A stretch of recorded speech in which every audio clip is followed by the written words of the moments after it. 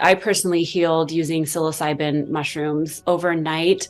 Marine combat veteran Juliana Mercer is on the other side of her toughest battle. Yes, it saved my life.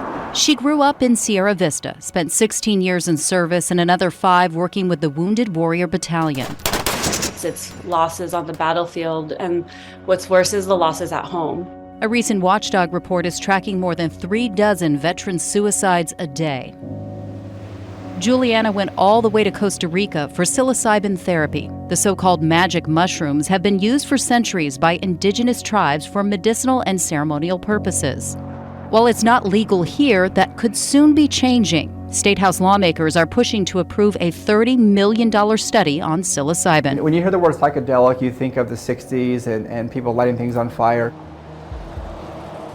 That's quite the opposite of what's being harnessed here at Day Trip, a psychedelic wellness sanctuary in the Arcadia district. We're really blending East and West here. They're using ketamine-assisted psychotherapy, a shot in the arm to unlock healing for people with suppressed trauma. After I tried to commit suicide, I did a lot of internal searching.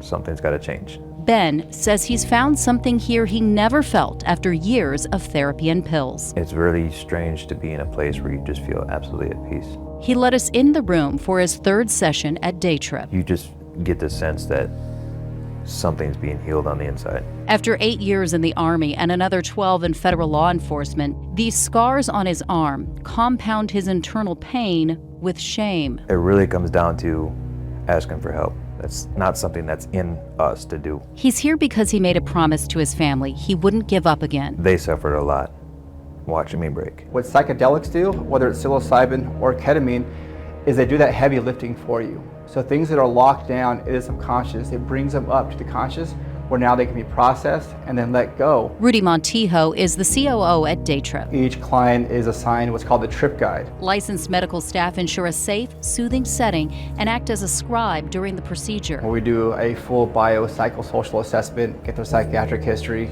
medical history. But how does it actually work chemically? Ketamine affects the glutamate receptors. It's an anesthetic for your brain's most powerful neurotransmitters. Psychedelics mute fear and pain and heighten awareness so you can process trauma you can't otherwise face. And you feel like you press Control, Delete, and you have a chance to remember what it was like before you were so worried.